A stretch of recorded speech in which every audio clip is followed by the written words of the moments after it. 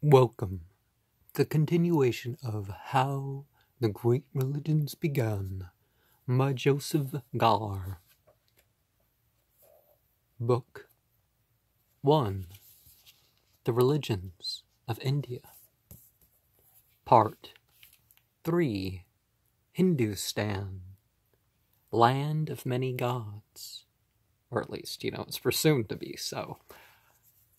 The soul, great king, is the light to guide man, for the soul is knowledge. Brihad Aranyaka Upanishad. Hindustan, land of many gods. The guy's supposed to be Christian. He's not supposed... That projects Protestantism as the supreme thing, so he's supposed to only believe in a few, right? The reformers of Brahmanism. There were many reformers of Brahmanism, as there have been of every old religion. But maybe they weren't part of that religion. That's not what... Some of them succeeded in adding new ideas and beliefs to their religion. A few of them succeeded in changing some of the old beliefs, and there were others, like the Buddha and Mahavira, as we have seen, who established new religions. And by the way, it makes sense to make this a later one because of the simple fact that, Hinduism as we know it required some of these earlier changes and a belief in reincarnation and stuff like this that didn't quite happen yet. Some of them succeeded in adding new ideas. Although the Buddha and the Mahavira established new religions, they also succeeded in what they originally started out to do, which was to reform and improve Brahmanism. According to who? When the Brahmins saw how many people became the followers of the Buddha and the Lord, spiritual master, Mahavira, they were afraid that all the people who believed in Brahmanism might desert the old religion for the new ones. To keep the Hindus from leaving Brahmanism, the priest accepted some of the teachings from Buddhism and Jainism into the old religions. Well, maybe they weren't so conservative that they actually said, let's just try to, cover up some of these ones. All these changes in the religion of India took place among themselves, within their own country, to take out and find the original faith. About 800 years ago, a great army of Arabs arrived in India, preaching an entirely new religion called Mohammedanism. Well, absolutely not. Mohammedanism is not the religion of Muhammad ibn Abdullah, nor is Islam a claim to any new religion. It's a claim to an Arabic word for old religion. Of this religion we shall hear a great deal later in this book. These invading Arabs believed that their religion was one for all mankind, and that the people in the world ought to accept it. Now, the Mongols invaded and killed and destroyed all over the place, and eventually some of them, after making their way west, became Muslim, and so it wasn't, quite the same. And some of the actions of the Mongols after Islam was popular among them had nothing to do with Islam, like conquering for land and destroying temples and stuff like that. I mean, if people want to revise an old temple and dedicate a space to God, that's fine if it's theirs to use.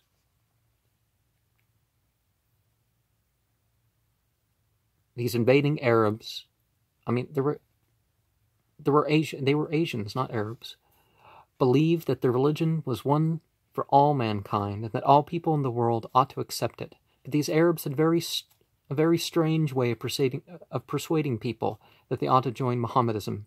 Instead of coming to the people with arguments proving their religion and its teachings were best, they came upon the Hindus with swords. Again, that's a lie.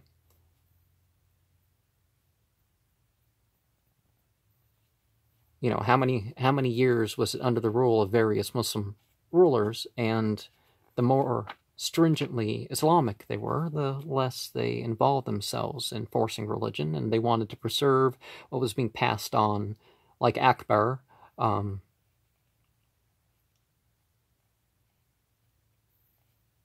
Anyone who did not want to accept Mohammedanism was put to death without mercy. Again, Islam has no part in this. Cursed be those who fight the forced converts. That's what Islam teaches. Whether you're Shia or Sunni, or whether you've gone beyond that to fundamentalism. Very bad man who wrote this book if he's making up stuff like that. The Hindus tried to drive the Arabs and their religion out of India. Yeah, they were professing monotheism and the following of all the prophets. But they failed. Thousands of Arabs settled in India and spread their teachings all over the land.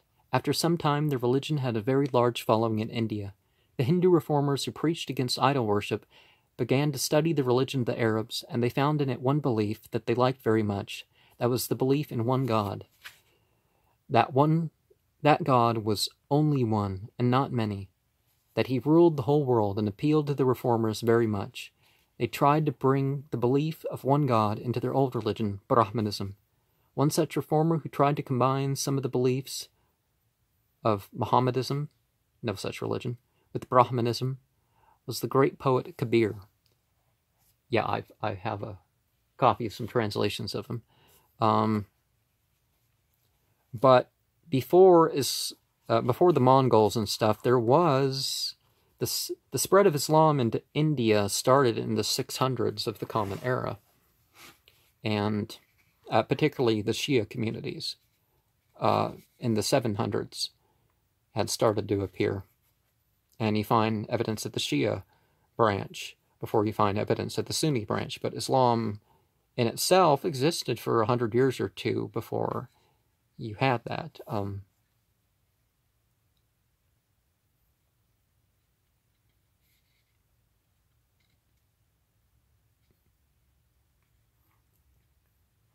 Well, the Shia branch may not have been the Shia branch at that point, but anyways, it turned into that. Part 2. The poet weaver of Benares. Nearly 500 years ago, there lived a Brahmin widow in Benares, India, who had a little boy. He was a nice boy, but she did not know what to do with him, so she placed him in a basket and set him afloat on a lotus pond. Later in the day, a Mohammedan weaver named Niru and his wife, named Nima, came upon the pond and saw a basket among the flowers, and heard a baby in it cry. Niru, who loved children, though he had none of his own, waded out in the water and brought the basket ashore. When they opened the basket and saw the boy, Nima asked, "Now what shall we do with him?" "We shall take him home," said Niru. "We can't do that," Nima protested. "When we come home, the neighbors will come and ask, 'Who is the mother of a child so beautiful that its eyes are like the lotus?' And what shall we answer them?" "That's true," said Niru. "But what can we do? If we leave the baby here, he will die." So Nima and her husband took the baby home, named him Kabir, and brought him up as their own child. As soon as little Kabir was old enough, Niru and Nima sent him to the best teachers in Benares. Kabir liked to study, and by that time he was 16 years old, and had learned much of both Mohammedanism and Brahmanism. But what interested him most were the teachings of a poet called Ramanand. Ramanand taught there was only one God, that the truth is man's greatest friend, and that living a simple life is the way to nirvana. Kabir studied the teachings of Ramanand and wrote poems about them. And when he was studying religion, Kabir was also taught by his foster father to become a weaver.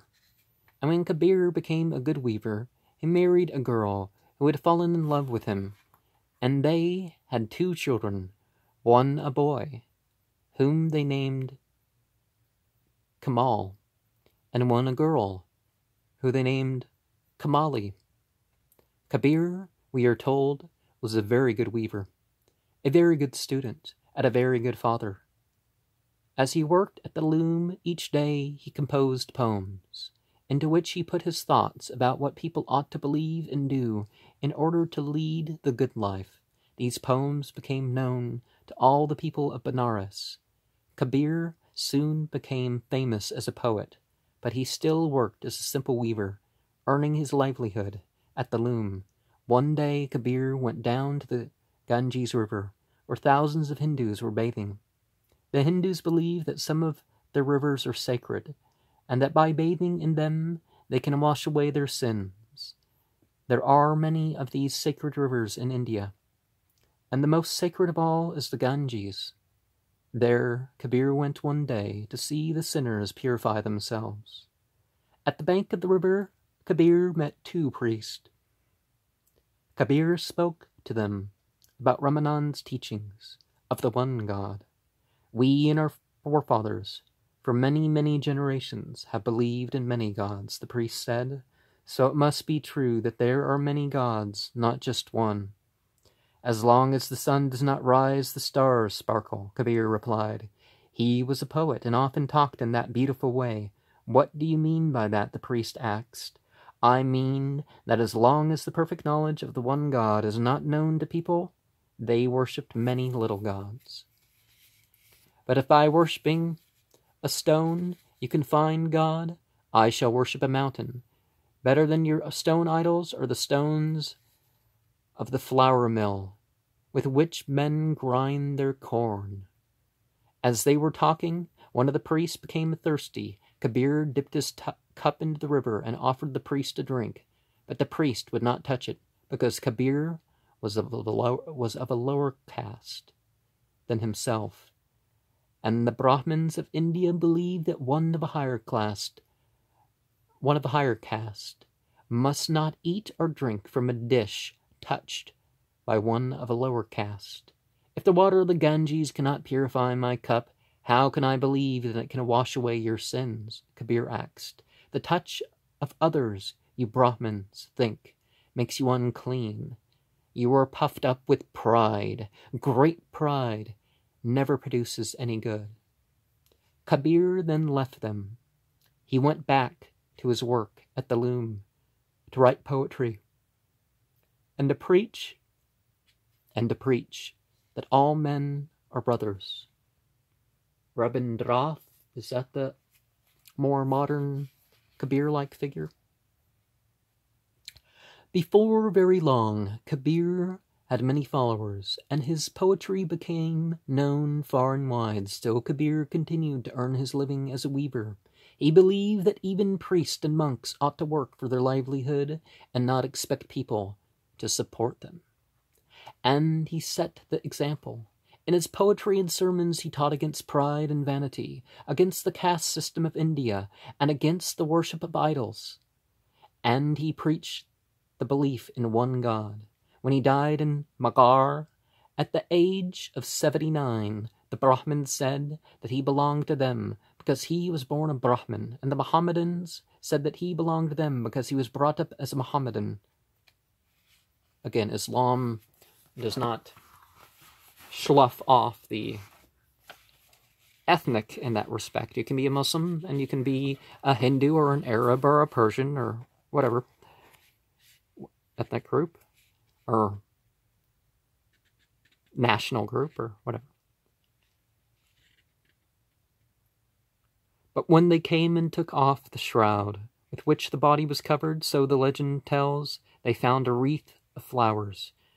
And a wreath of flowers Kabir really left behind him in his teachings, his manner of living, and his poetry. His followers gathered his sayings and poetry into a book called Bajak. and they called themselves Kabir Panthis, which means followers of the Kabir path. The Bajak is now the holy scripture of the Kabir Panthis. Again, going too far with poets. I don't remember if there's any reason to say that he wasn't Muslim that I can think of. He goes too far with the guru thing, I think, but I'm not sure if it goes so far that he's out of Islam, or that he didn't say his prayers or anything like that. There are about 1 million followers of the Kabir path in India today, still singing at their services the beautiful songs and hymns of Kabir the Weaver. Kabir's teachings were also studied by later reformers in India, who tried to combine them with Brahmanism. One of these was Nanak, Baba Nanak, the glorious Nanak. And, so there's obviously some issues with that. But reformers, they're not necessarily inauthentic, or they don't have beliefs. They just don't believe enough in the path that they're presented that they don't want to cause some changes. Or they believe their faith is so strong that they can keep to the spirit of things while changing the letter. Section 3. The Religion of Guru Nanak. In the town of Talwandi, in the province of Lahore, a son was born into a noble Hindu and his pious wife, and they named him Nanak. That was about 470 years ago. Well, add another 60, right? When Kabir the poet weaver was nearly 30 years old, Nanak's father was a poor man, but he tried to give his son a good education. At the age of 9, Nanak began to study Persian and Arabic and other languages that were taught in India in those days. When Nanak grew up, he, like Kabir, became interested in religion. But unlike Kabir, he disliked work of any kind. No matter what his father did, he could not get Nanak to earn his own living. If Nanak were married and had a family to support, said his mother, he would have to work. You were right, said his father. They found a wife for Nanak, and he married her. But he still disliked to do any work. Even when his father found a job for him as a government official, Nanak neglected his duties. Instead of going to work each morning, he would go out of town and into the woods, daydreaming and thinking about the religion of his people. Best of all, he liked to spend his days in the woods, reading the poetry of Ramanand and Kabir. When Nanak was 30 years old, he came home one day and announced that he was a guru. What is a guru? His wife asked. A guru is a teacher of a new religion, Nanak explained. And what is this new religion you teach? His father asked. There is no Hindu and no Mohammedan, Nanak replied. How can you say such a thing? Asked Nanak's mother. There are Hindus and there are Mohammedans in our land. What I mean, Nanak answered impatiently, is I mean that the teachings of the Brahmins are wrong and the teachings of the Mohammedans are wrong. Well, they exaggerated his position and needed to invent such stories when him and his son were, listed with these gurus of the Sikh religion, forming the 10. Whose teachings are right? His father asked. Nanak explained his own teachings about the belief in one God, and that there being no caste, and that it being sinful to worship idols. You find that amongst both those groups. I cannot see in what way your teachings are different from those of Kabir the poet, said Nanak's father. Kabir teaches that people ought not to eat meat. Nanak explained, but I teach that people can eat meat, provided the animal to be eaten is killed with one blow of the sword. I also teach that to serve the one true God, people must have a teacher, a guru. I am the first guru of my new religion, and I shall go out over the land and preach it to all the people. Preach it to the people. Again, it's disputed that this is said, this comes later than what's recorded in some of the earlier teachings.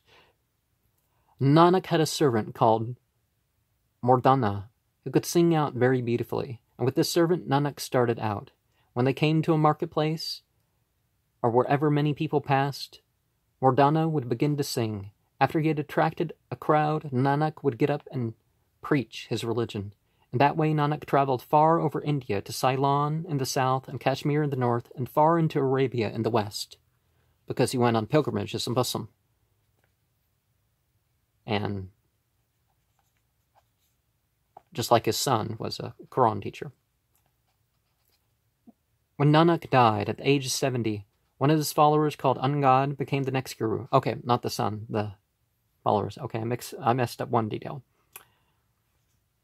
And when Guru Angad died, the others followed him as the teacher and the follower of Nanak. So, I think my shoe got caught on this old carpet, so I'm sorry for the sound. So the following 8 were truly Sikh leaders. The 5th Guru, Guru Arjan, collected the sayings of Nanak and his sermons, and the poems of Ramanand and Kabir into a book called the Granth Sahib. And the Granth Sahib became the holy scriptures of Nanak's followers. Guru Arjan, the 5th Guru, tried to spread the religion taught by Nanak, called Sikhism. But the leaders of other religions did not like the teachings of Sikhism, and they objected to Guru Arjan's missionary work. This angered Guru Arjan very much. They called together all his followers and organized them into an army. And then he went out to spread his religion by the sword, as the stereotypical, false perception of the Mohammedans did. There's very few examples of when people went to that extremism to violate the principles of Islam for the sake of Islam, in comparison to the spread of example and word. And still, you ended up with people not becoming Muslim or becoming half Muslim, half something else, and not really being Muslim at all at that point. When Guru Arjan died, the next leader, Guru Har Govind, became not only the religious leader of the Sikhs, but also the leader of their army. He organized his followers and started a war against the Mohammedan Mughal of India. 100 years later, I did it again, I'm sorry. Rubber shoes kind of move different. 100 years later, the fighting Sikhs established an independent kingdom and called themselves an independent nation. To this day, the Sikhs, who number over 3 million members, are still proud of their history as fighters, and most of them are soldiers. And you see this amongst people who are called Muslim, and people who are actually they're proud of some glory days of their past, and it's like, why don't you bring out this example and achievement nowadays for yourselves, you know? Their history is fighters, and most of them are soldiers, because they have a thing of faith that you carry around a weapon with you at all times, being ready to fight. That's a aspect of the Sikh faith. They're easily distinguished from all other Hindus by what they call the 5 kukas. Kes, which means long hair. Kunga, a wooden comb in their hair. Kak, white drawers worn next to the skin. Kara, an iron bracelet. Kanda, a short 2-edged dagger that they always wear in the street. Nowadays, there's little pewter ones, because they're not allowed to wander around with weapons like that anymore. The Sikhs are required to comb their hair at least twice a day. They have to bathe often, and they must read their holy scriptures daily. In Amritsar, which they call their holy city, they have built a temple, called the Golden Temple, and the Pool of Immortality. This is one of the most beautiful temples in India, and also one of the most beautiful buildings in the world. To this temple the Sikhs come to worship their holy Granth Sahib. Most of them cannot read, but their holy scripture, the book itself, is considered very holy, and it is placed on a sort of altar, and the Sikhs worship it. I'm not sure about the worshipping it, but the worship of the gurus, which Nanak and Angad certainly would not have wanted, particularly being Quran teachers and closer to being Sufis than whatever. And same thing with Kabir. And anyways, although Kabir might not have been considered Sufi, but anyways, section 4. How a little mouse started a great stir. After Guru Nanak, there were many other reformers in India. The most important of them was one born only a little over 100 years ago. He was the son of a very high caste Hindu, and it was called Dayananda. When Dayananda was old enough, the sacred thread was placed upon his neck with a great ceremony, and he was sent to the best teachers. For 6 years, Dayananda remained with his teachers, studying languages and religion.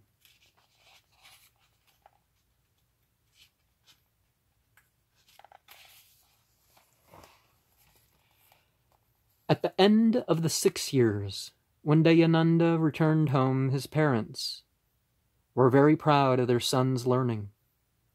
That year, his father wanted Dayananda to keep the fast of Shiva Rati. The fast of Shiva Rati is kept by all Hindus who worship the god Shiva.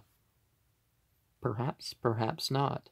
One finds there's variations, but realize that Shiva incorporated Brahma, Vishnu, Shiva as one god, and all the other real names of God as one god, and not personified. There's pure monotheism to any variety of pantheism. Though all Hindus worship the three-in-one God, they also worship each one of the three separately. Yes and no. Some worship one more than the other, and the third of the three-in-one, Shiva, has the greatest number of followers. I think Vishnu rules the roost nowadays. Well, in the West.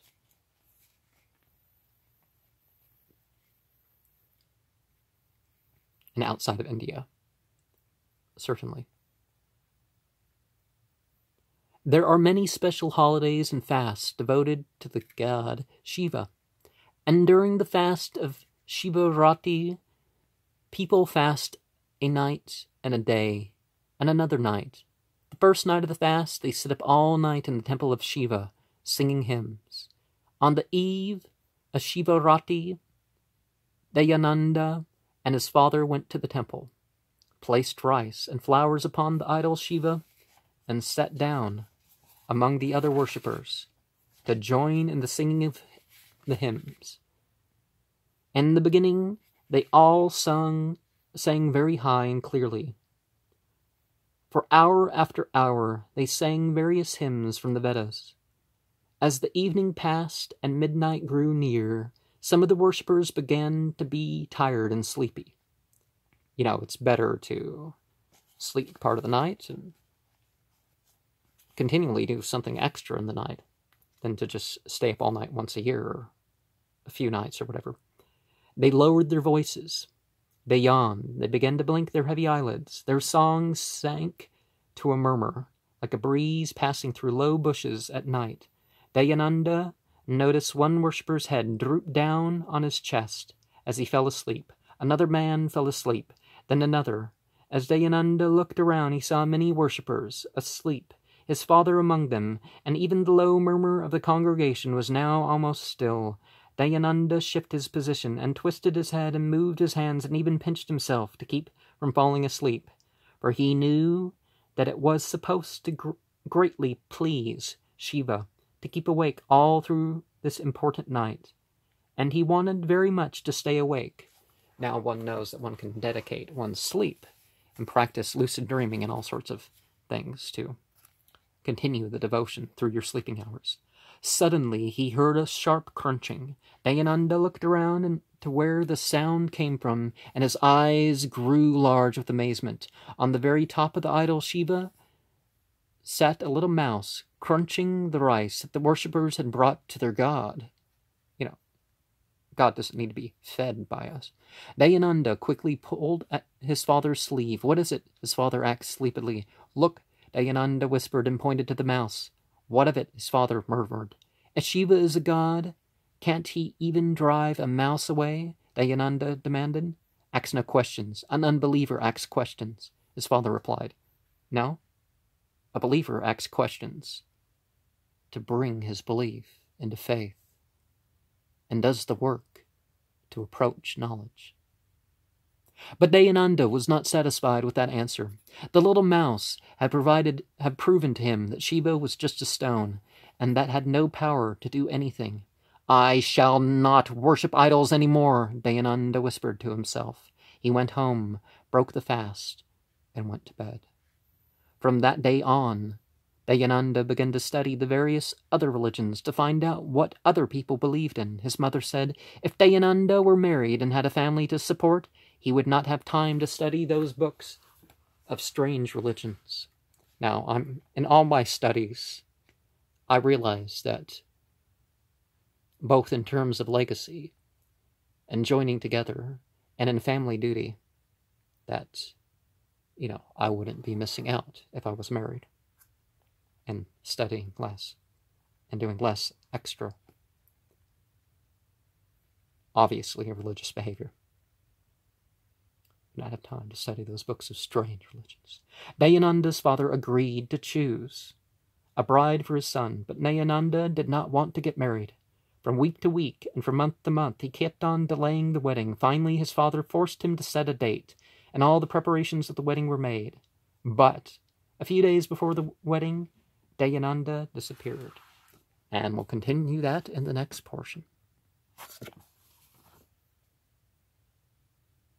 Namaste. I acknowledge and salute the presence that we share, the similarity between us. I make mention of that. Anyways.